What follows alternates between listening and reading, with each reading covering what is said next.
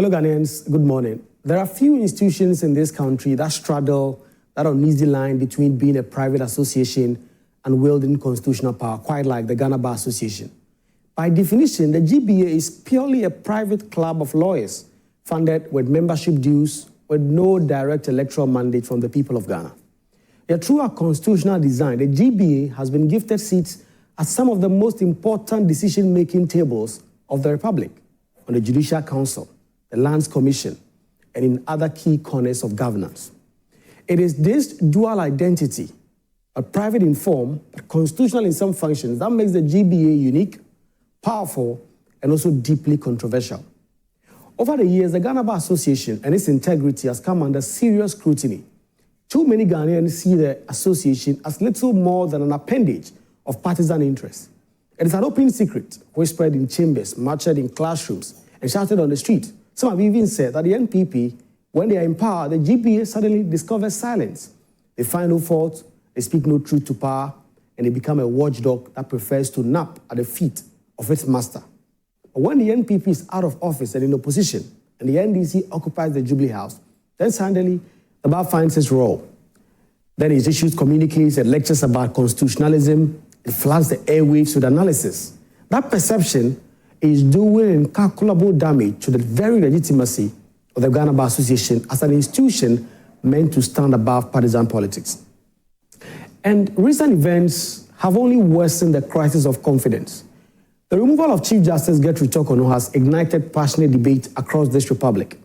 Yet in all of its spirited commentary, in all its press statements and emotive pronouncements, the GBA has not been able to point to a single breach of the Constitution, not one.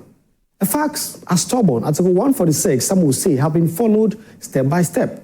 Petitions were received, a prima facie case was established, the Chief Justice was given the right to be heard, a committee was constituted, chaired by a judge of the Supreme Court, and she was afforded counsel and due process. The President exercised his constitutional power of suspension, and after finding stated misbehavior, she was removed. Whether one agrees or disagrees, the Constitution was followed in this process. Yet the GBA chose to sound as though the Constitution had been shredded, as though Ghana had suddenly descended into authoritarianism. It was emotion, not evidence, rhetoric, not reason. This is why Ghanaians are asking the hard question: why does the Ghana Bar Association deserve constitutional status if it cannot rise above partisanship, if it cannot be counted to speak consistently on matters of national importance, if it cannot earn the trust of the very people in whose names it claims to defend the rule of law? If you're a private association of lawyers, then that's fine. But if you are a constitutionally entrenched body, then you owe a duty to the Republic. And that duty is not to be a megaphone for one political party, but to be a moral compass for all.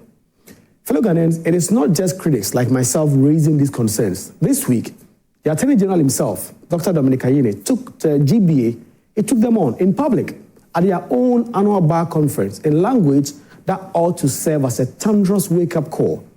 And remember, the Attorney General is not just the government lawyer. By tradition and by influence, he's the unofficial leader of the bar. And if the AG is publicly questioning the GBA's posture, then the rot has reached a point where silence is no longer tenable. The AG's critique was scathing, that the GBA had reduced itself to a partisan pressure group, that it had abandoned its historic role as defender of the Constitution, that it was now more interested in the theatrics of political loyalty than in the solemn duty of justice. When your own leader tells you that you have lost your way, should that not jolt you into reflection? This moment should force the GBA into deep introspection. It should compel its leadership and membership to ask, what do Ghanaians ask of us? What do they look up in terms of what we do?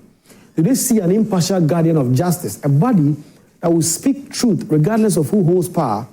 Or do they see a partisan choir always singing in one harmony with one side, always shrill against the other? And if the latter is true and perception in matters of legitimacy is damaging as reality, then the GBA has failed its constitutional calling. Because of the special status that the GBA enjoyed, because the Constitution has written it into our governance, our very architecture, Ghanaians demand more from the GBA than from any other private association. Other unions do not quite get a stake like the GBA does. After all, none of them have seats on the Judicial Council. or the the Lands Commission, for instance. None of them influence appointment of judges. None of them are written into the fundamental law of the land. But the GBA is, and that means it must live up to the higher standard of impartiality, integrity, and courage. It must speak on the most important issues of the day, on abuse of governmental power, on threats to the republic, on corruption, on constitutional breaches, and it must speak consistently, whether it's the NDC or the MPP in power, whether it's the opposition or the government at fault. It must speak with reason. When journalists are arrested under archaic laws, the GBA must speak. When protesters are beaten on the streets, the GBA must speak. When Parliament passes unconstitutional acts, the GBA again must speak. When security agencies weaponize bail, like the NDC government and its institutions are doing now, the GBA must speak. When corruption is uncovered in Auditor General's report, the GBA must speak. And it must speak with clarity, with courage and consistency. That is what Ghanaians expect of lawyers. That is what the Constitution demands. That is what legitimacy requires. If not, the GBA will be burning through its moral capital.